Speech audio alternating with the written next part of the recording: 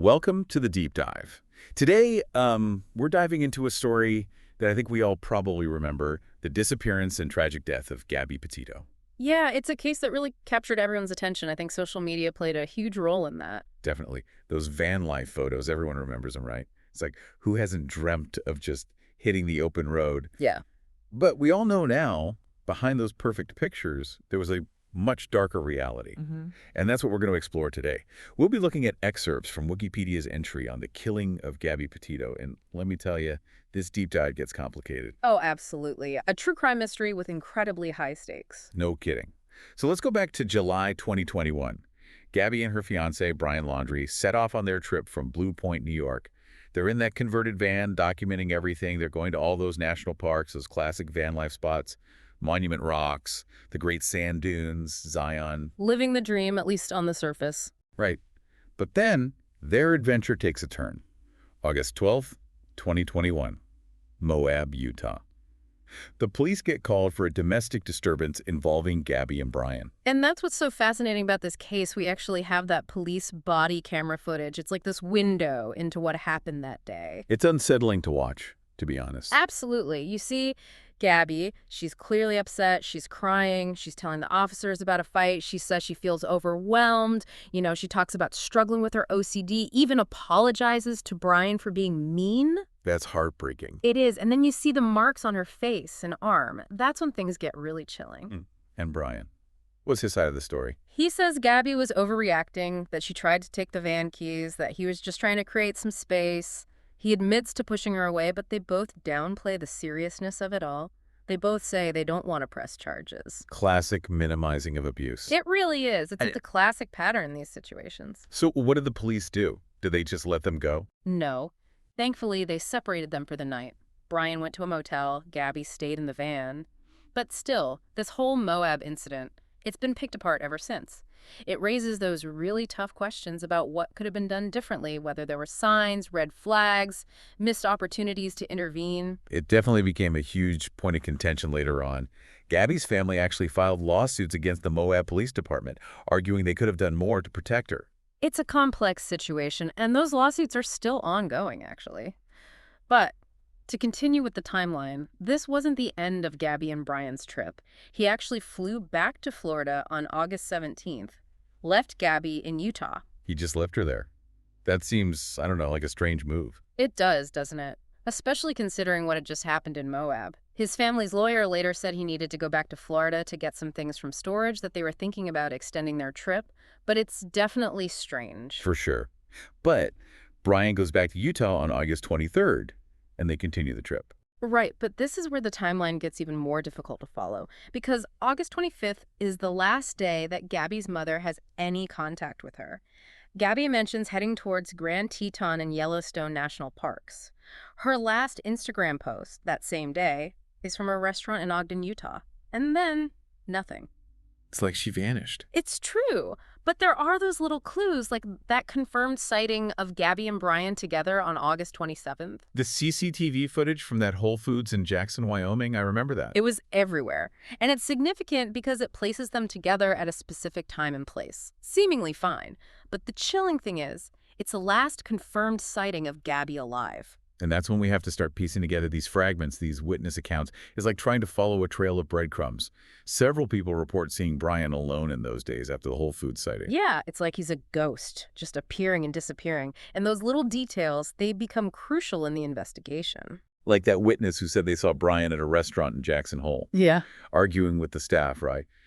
Gabby apparently went back later to apologize for his behavior. Yeah, that's right. I think some of the staff even confirmed those sightings on social media. It's a reminder of how everything is connected now, how powerful those little observations can be. Absolutely.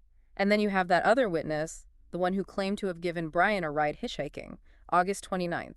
He said Brian was acting strangely, like freaked out, when he realized they weren't going exactly where he wanted. And then, of course, there's that other witness who said they picked him up that same day, dropped him off near the Spread Creek dispersed camping area, the place where Gabby's remains were found. It's chilling. It really makes you wonder, what would you notice? What would you remember if you were in a similar situation? It's a question we all ask ourselves, right?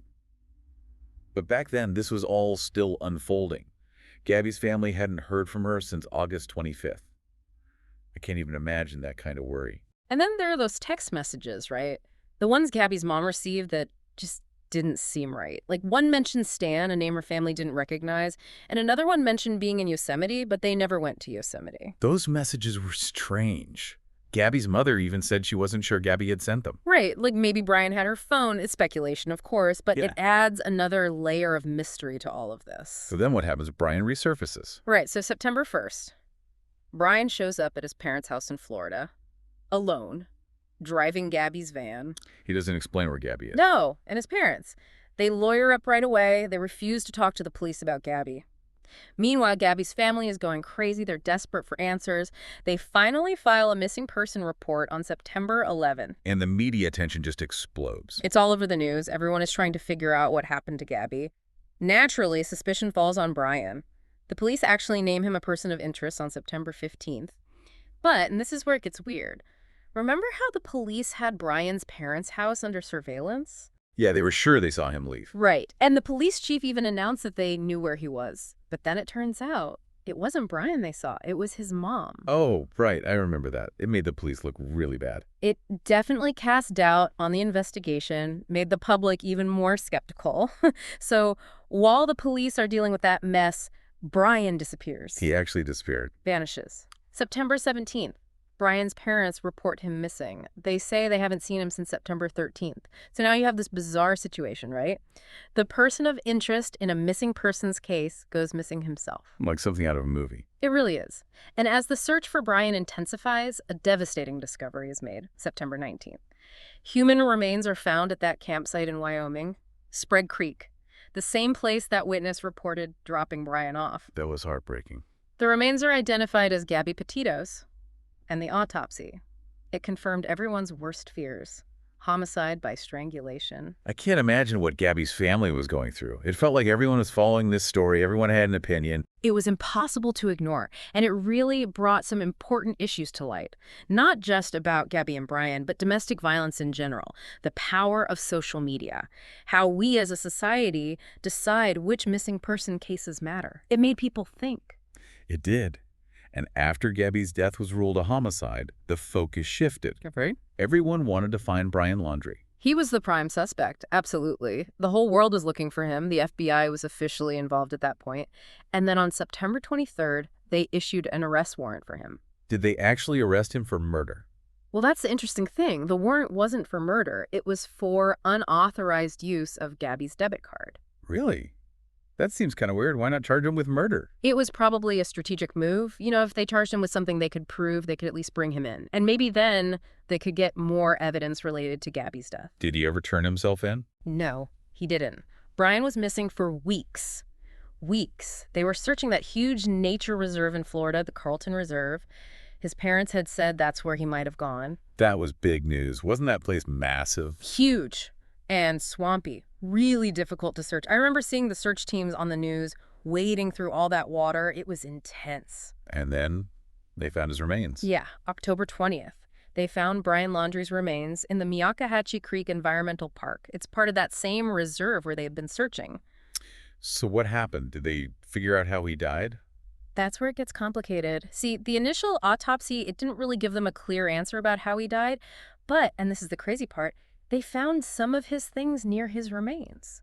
A backpack and a notebook. The notebook. What was in it? It had a written confession from Brian Laundrie. He admitted to killing Gabby. Wow. It's like something out of a movie. A confession. Yeah. But no trial. No way to really know for sure what happened. It's true. In the confession, Brian said that Gabby had injured herself, like in a fall. And he claimed he ended her life out of mercy, said he thought that's what she would wanted. He wrote that he couldn't live with the guilt. But still, even with the confession, there are unanswered questions. Officially, they blamed Brian for Gabby's death. But without him alive to stand trial, we'll never know exactly what happened on that trip. What about those lawsuits Gabby's family filed against Brian's parents and the Moab police? They're still ongoing, actually. Gabby's family, they believe Brian's parents knew more than they let on.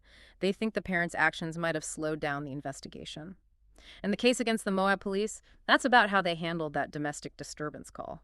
Gabby's family says those officers missed the signs of abuse, that they didn't do enough to protect Gabby. It's a reminder that even though the case, legally speaking, is closed, the fight for accountability, for some kind of justice, it isn't over. And maybe it never really is. It makes you think, what if something had been different? What if someone had intervened? We can't change the past, but we can learn from it. We can be more aware, more vigilant. We all have a role to play in preventing these kinds of tragedies. Pay attention to the signs of domestic violence. Don't be afraid to speak up if you think something is wrong. And remember, social media is just a highlight reel. Those picture-perfect moments, they don't always tell the whole story. That's a good reminder for all of us, I think. Mm. Gabby's story. It's tragic, but it's a reminder to never stop fighting for justice, to talk about domestic violence, to advocate for a world where these things don't happen. Thanks for joining us for this deep dive into the Gabby Petito case. It's a story that even now brings up a lot of questions, a lot of emotions. If you want to go deeper, check out Wikipedia's entry on the killing of Gabby Petito. It's a tough read, but it's important. Until next time, stay curious and stay informed.